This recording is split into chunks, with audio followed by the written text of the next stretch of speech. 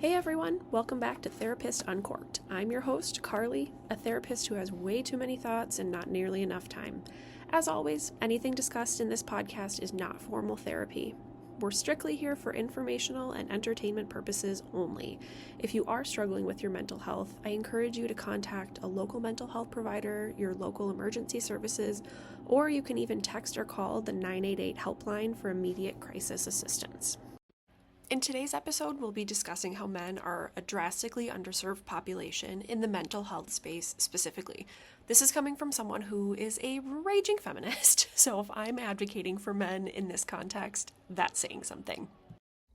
To start off today, I think it's important to cover some statistics, and I know statistics can be really boring sometimes, but sometimes words just don't really describe the gravity of a situation, and having actual, data, concrete numbers, tangible things to look at can be really helpful and really eye-opening. So something that was actually baffling for me as I did some research to prepare for this episode is the fact that almost 1 in 5 men in America have a mental illness. That checks out. That makes sense. But if we just consider, 1 in 5 men in America, that's over 6 million men, over 6 million men have a mental illness. And that's only the ones that are, diagnosed, right? There's probably more than that. We just don't diagnose because they're, not talking to their doctor about it or whatever it is, okay?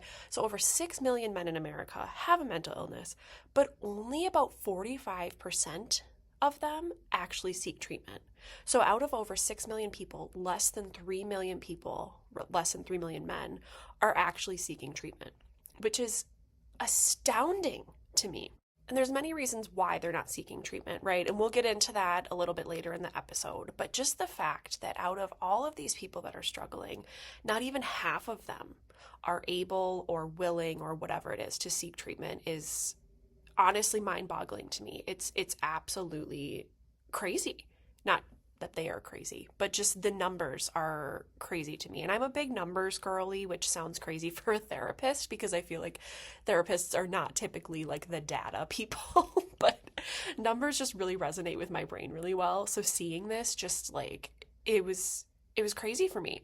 Another statistic I found that is actually kind of fucks with my head even more is that out of all of the suicides, and I don't know if this is worldwide or just in America, I don't know, to be honest with you, but the statistic I found said that men account for nearly 75% of all suicides. Can we just fucking talk about that for a second? 75% of suicides are men. That is fucking wild. And in 2021, which was only 5 years ago, really not that long ago, there was a study done that found that nearly 70% of suicide deaths were white men, which is also crazy to me. And I know there's, a lot of things that go into the study. Maybe they weren't, getting a really good look at people that weren't white, there's, a lot of questions that were raised as I was reading through this study, but I just thought it was something important to mention is that, about not 2/3. Wow. Right as I just said, oh my God, I'm so good with numbers. Then I went to say that 75% is 2/3. Anyway, 3/4 of suicides are men. Absolutely crazy, right? Okay, I know we're probably sick of statistics, so I'll give you one more. But men in general are 3 times more likely to abuse substances than women. 3 times more likely. And I know this might not come as a huge surprise, because in general, in society, at least what I've observed, is that men tend to have more substance abuse problems. However, it's just really jarring to me that men are 3 times more likely to abuse substances than women. And when I say substances, it could be anything from drugs, alcohol, tobacco, whatever it is, just substances across the board. 3 times more likely. Can we just talk about that for a second? Doesn't that go to show that when we don't have an opportunity to work through what we're dealing with, we use things like substances to try to escape from them? Well, yeah, no shit. If men aren't seeking treatment nearly, and when I say treatment, I mean mental health help is what I'm getting at when I say treatment. I know it sounds very like scary, like, oh my God, they're going to treatment. I just mean like any mental health services in general. I mean, of course, if men feel like they can't or they won't seek treatment, of course they need a way to cope with things, right? And so okay, not everyone obviously, but they are more likely to use substances to try to escape from all the shit that they don't have the opportunity to process through in treatment. So it makes a lot of sense to me that men are 3 times more likely to abuse substances, but it's also so fucked up that that is the case, right? It makes complete sense, but it's still fucked. So, with that being said, I think it's really important to look at why men don't seek treatment and they have to find other ways to kind of deal with everything that's going on in their brain and their body, right? So, I mean, of course, these are just my opinions. I'm sure others have opinions on why men don't seek treatment, but some of the things that I think are important to note is obviously the social norms and kind of the stigma that's associated with mental health problems. Just in general, for anyone of any gender identity, there is stigma around having mental health problems and seeking treatment. And I hate that that's the case. And I do think that we are making progress in this area. I really do. And I love, especially the younger generation. And listen, I'm here to rip on Gen Z any day, but like, I honestly have a lot of respect for them. And of course, it's not just Gen Z with being more accepting, but like I've noticed a big push with Gen Z of being more accepting of like, hey, if you're having mental health problems, that's okay. Go to therapy, get some help. Like no harm, no foul. It's encouraged in general to, be more in touch with yourself and to get the help that you need. However, Gen Z are the youngsters, right? They're not the 60-year-old men out here that have no one around them that is accepting of mental health struggles and getting the help that you need. So I'm noticing a shift in the stigma associated with mental health struggles, but I think there's still so much fucking work that needs to be done. I think so much growth needs to happen in order for people to feel like mental health is not stigmatized, because as fucked as it is, that kind of is the case. I mean, a full-on therapist still sometimes experience some stigma around some of my own mental health stuff that I'm dealing with, that I like to think I'm an open book. I'm a very, open, honest person about who I am, my own mental health struggles. I don't think I have anything to hide in that area, but there are certain parts of my mental health stuff that I deal with that I don't talk to anyone about.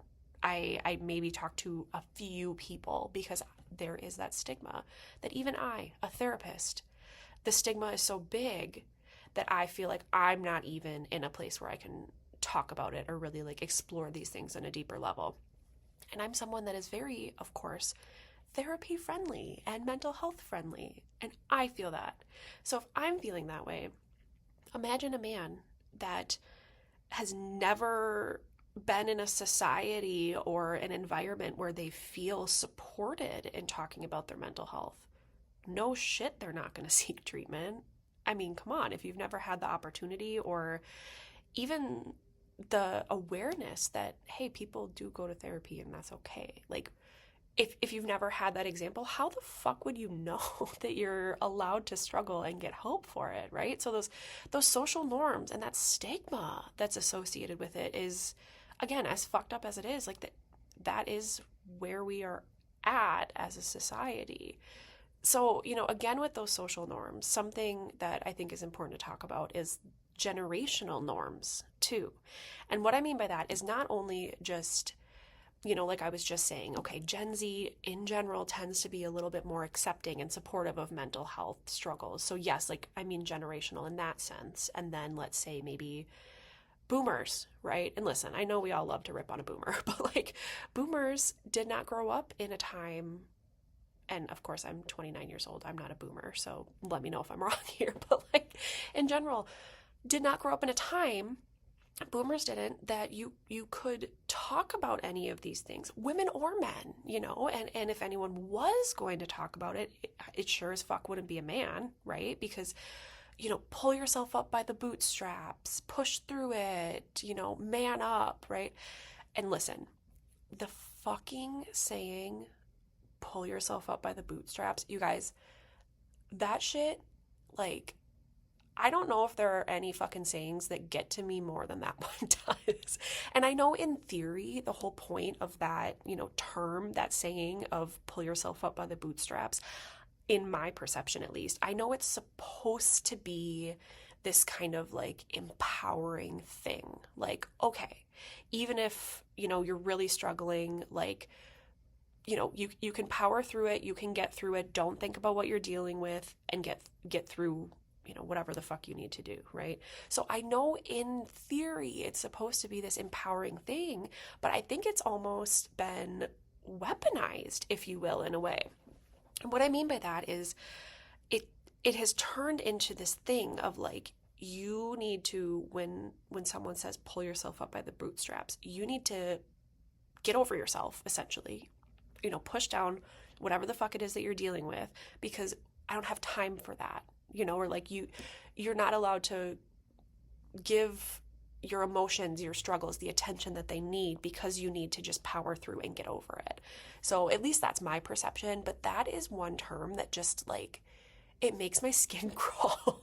Like, okay, I'm going to out myself with all of my reality TV obsessions here, but if anyone listening has ever watched Real Housewives of New Jersey, first of all, I'm obsessed with you. If you haven't watched it, I don't like you anymore, and I'm not sorry about it. But the reason I bring it up is because there's a scene where one of the main people, Teresa, she's sitting at this dinner. And if you guys have watched this, you're going to know exactly what I'm talking about. But she's sitting at this dinner and she gets so fucking upset that she literally, in public at a restaurant, starts screaming and flips a table, right? Just fucking freaks out, is yelling, and just full on flips a table. And it's honestly kind of funny, but also like, holy shit, she's so worked up that she's doing that, right? And literally, when I hear the term pull yourself up by the bootstraps, I want to pull a Teresa and flip a fucking table, because it just gets to me so much, because I think it's such a fucked up saying, and it's used in such a shitty way that just further minimizes people's experiences and tells them, okay, just get over yourself and like get your shit together. That is so fucked to me. So just so you know, if you ever say that term in my company, I will find the nearest table and flip it and or throw it at you. Just kidding. I don't work out enough to be able to flip a table unless it's like a small one. But anyway, so all of that to say that is, something that kind of falls under that realm of like the stigma and the social norms associated with mental health struggles. And again, those generational norms, especially for older generations, like you don't talk about these things. You're not allowed to deal with it. If you do deal with it, it needs to be very private, and it needs to be something that's kind of done in, I don't want to say in secret, but like we don't talk about these things. And so that in and of itself, being super private about it, and I'm not saying that being private about things is like always a bad thing, not at all what I'm saying, because some things like there needs to be a little bit more discretion, and not everyone needs to know your deepest, darkest secrets, right? But if we're keeping things private to a harmful extent, is what I mean here, it's not helping anything. It's going to further stigmatize mental health problems, because you feel like you're alone in this. I can't remember exactly what my supervisor says, but she does a lot of work with trauma. And so with trauma, there's a lot of shame associated with it. And I'm going to have to ask her because it's going to bug me. But she says something along the lines of like, there are a few things that shame needs in order to grow, and one of them is like secrecy, or to kind of like hide things. And that's exactly what I'm getting at here, is when we, whether it's men, women, whoever it is, when we feel like we have to keep things to ourselves because we're so ashamed of it, that shame is going to grow, right? If you have a barking dog and you put it in the other room, it's still a barking dog, right? You can try to get rid of it, get it, out of sight, out of mind, right? But it's still a barking dog. So, okay, I'm not going to lie to you. I came up with that analogy yesterday during a session. I felt so fucking genius when I came up with it, honestly. I was like, this is like peak therapizing right now. And that's also not a word, but I don't care. I therapize, okay? But I think it's a really good, as silly of a metaphor, analogy, whatever the fuck, I don't know. It is like our emotions are a barking dog. They need attention, right?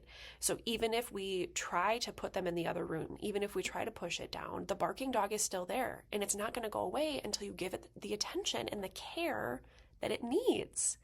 And so, in general, women tend to seek that help more just because of some of the fucking reasons I just explained, and men don't. And, I have many male clients that I see. I'd say maybe, I don't know, like a quarter, a third of my clients are males of all different ages, demographics, cultural identification, whatever it is, like very wide variety of men that I see. But honestly, this narrative of we need to push things down, we're not allowed to express them, is kind of a universal experience for most, if not all, of the men that I see.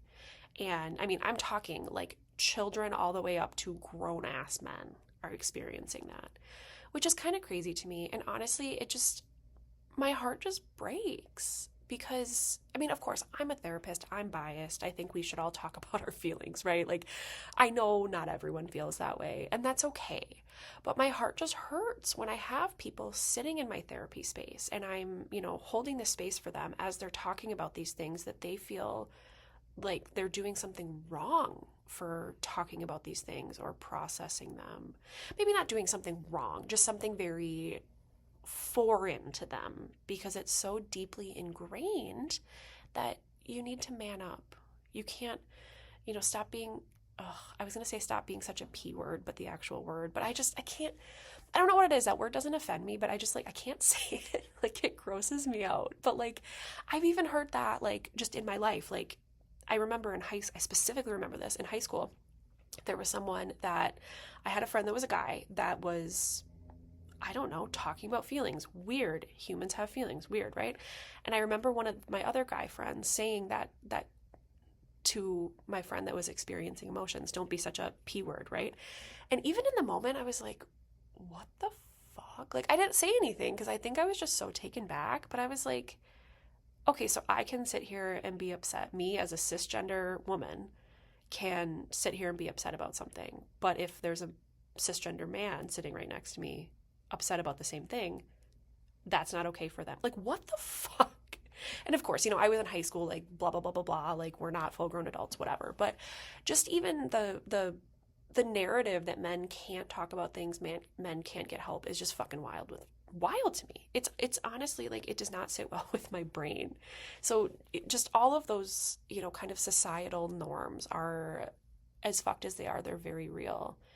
And something that I've also noticed over time is that if we don't have good examples around us of how to identify, experience, process our emotions, then we have to learn elsewhere how to do that, or just not learn it at all, right? And that's, for men and women. Like, if we don't have an example of how to deal with that, we're going to find a different example somewhere, whether it's helpful or not helpful, because humans like to have direction, So, okay, let's say there's a guy, and of course this could happen for women too, but let's say there's a guy that doesn't know how to deal with his emotions, right? So let's say he's feeling really depressed. I don't know, we'll say depressed because he got passed over for a promotion at work. That fucking sucks, right? And like, maybe you can, it's allowed, if you will, to be a little upset for a few days, right? Okay. But then after that, let's say this guy is still experiencing just some really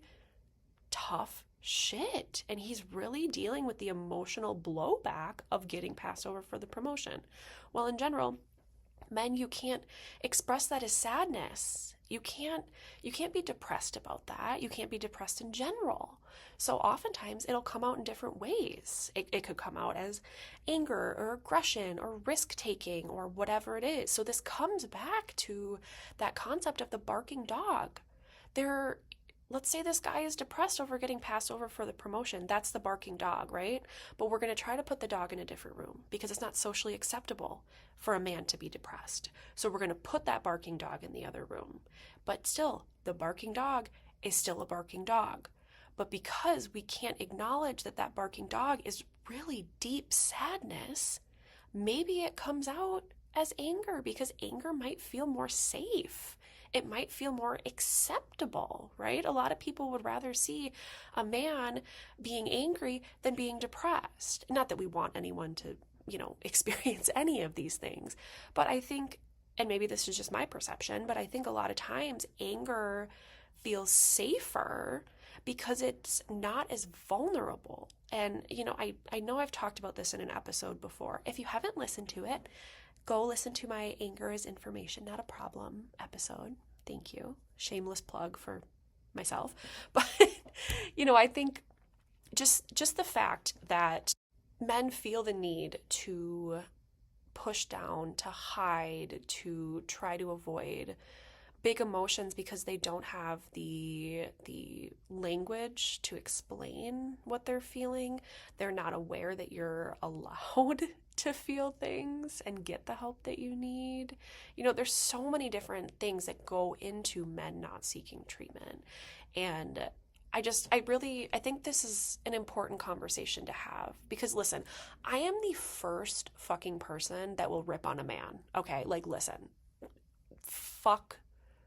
okay, I was going to say fuck men, but I take that back, right? But I am the first person to hold a man accountable. However, I will also be the first person to give a man credit where credit is due. And I think that men definitely deserve more representation in the mental health space. I think they deserve to have a space where they feel like they're allowed to exist wholeheartedly as who they are, good, bad, and ugly, right? And I don't think that should only be in the therapy space. I think that should be in society in general. If you're struggling, that's okay. Let's get through it together, right?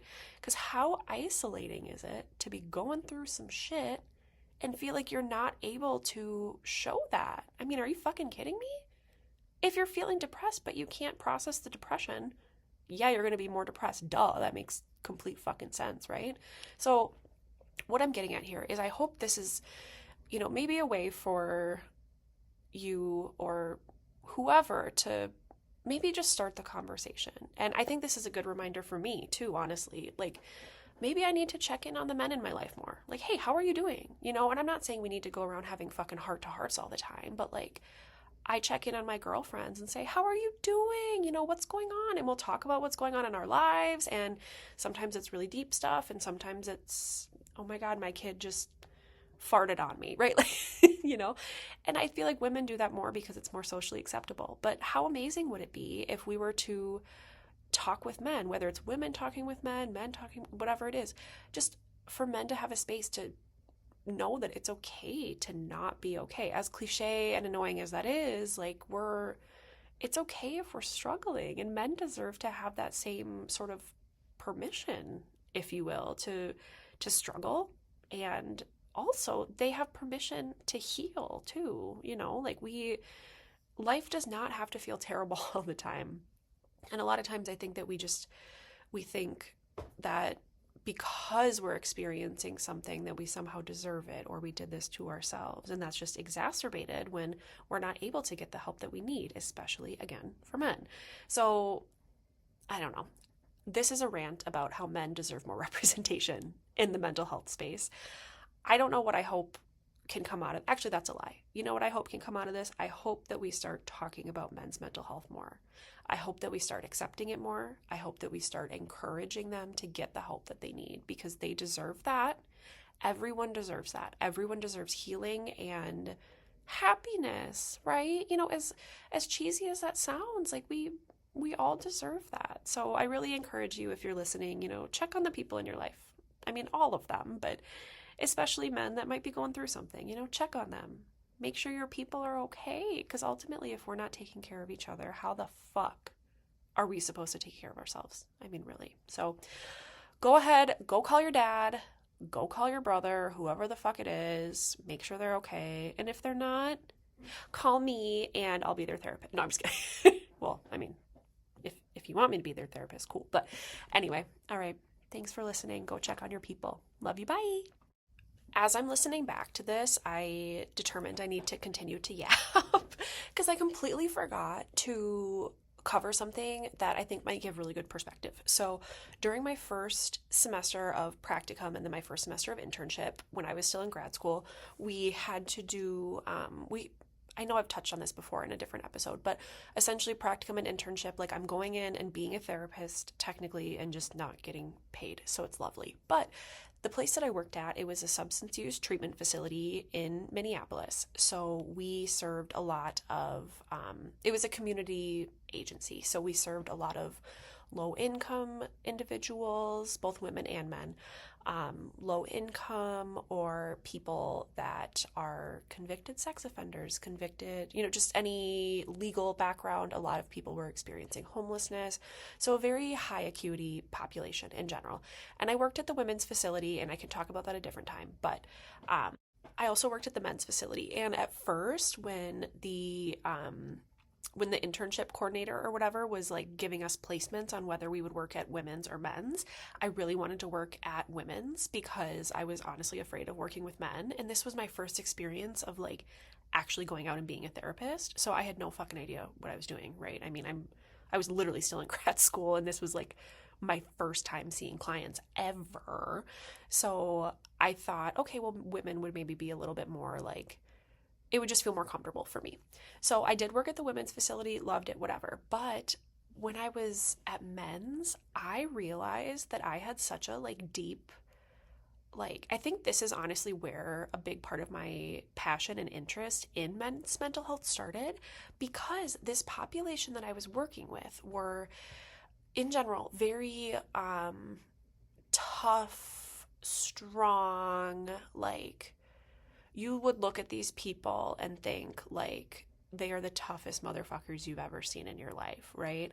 And as I got to know these people, like, yes, very tough, very strong people, but as I got to know them as my clients, I realized, holy shit, the amount of things these people have been carrying around mentally and emotionally is astonishing. I worked with a lot of people that were gang members, whether past or current. I mean, really, you can never like get out of, whatever, but they had like a lot of gang affiliations or had done a lot of time in prison or, like a pretty, like when you look at the type of people that would get mental health help, you're typically not picturing a gang member, right? And like, I'm just going to be totally honest here, like that's just typically not what you're picturing. But I had the genuine honor and privilege of working with these people. And as I got to know them more, especially the men, I realized that like under this super tough and strong and like masculine exterior, they're just people that have a lot of stuff going on that really just need some support.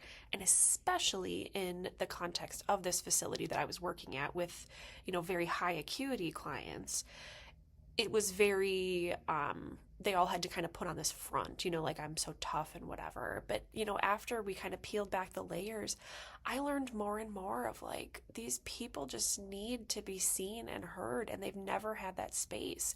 And so they have had to create this tough exterior to survive. And I know that's kind of like on the extreme end of things. Like not every man has this like super, like rock hard exterior of, oh my God, I have no emotions. But it's just kind of amazing to see, like, at the end of the day, like, we're all just people, right? We're all just human beings that just need a little fucking help sometimes. And to be able to have the privilege to like be in that space with men as they're processing through some shit that they've maybe never, ever, ever fucking talked about. Like the amount of times I heard the sentence, I've never told anyone this before, ... First of all, my favorite sentence ever. But the amount of times I heard that while I was in session with men was astonishing. And this was, this facility that I worked at was age 18 plus, but a lot of the men that I worked with were at least middle-aged. So some of these people have been carrying this shit around for their entire fucking lives, but they have never had the opportunity, the space, the environment to get this off their chest, like, holy fuck, yeah, I would probably be a convicted fucking felon if I experienced significant trauma and could never process it. Are you fucking kidding me? Like, yeah, I would be. Are you kidding me? It's honestly just, I don't know, it's heartbreaking, right? And that's just my experience, in that space. But I have some peers that I worked with while I was, at this facility, and they all kind of felt the same. Like, we see these people that finally have the opportunity to talk about things, and my God, how healing can that be, right? It's kind of amazing. So if a man that is a convicted felon that has had significant gang affiliation since the age of 7, if that man can have the insane courage and bravery to work through these things, we all can, right? And I know that's so cheesy and whatever, and like, ugh, it's annoying to say, but blah, blah, blah. But just like to have the ability to have that space can be so it can be transformative, really. Like it can be life-changing, and not for everyone, of course. Like, therapy is not the vibe for everyone, and that's okay. I get it. I don't think that every single person is going to love therapy all the time. I get it. But I think that's just a really good example of like these people that I worked with that were like, they had seen some shit, right? And when they had the opportunity to work through it, it changed their lives, and I hope it, from my perception it did, but I guess time will tell. But I don't know, all of that to say, I just think it's really important to look at the amazing things that can happen when we give people the opportunity for that change to happen. So again, I know this was a little encore, if you will. So I'll let you go, but thanks for listening. Go talk to the people in your lives. Love you. Bye.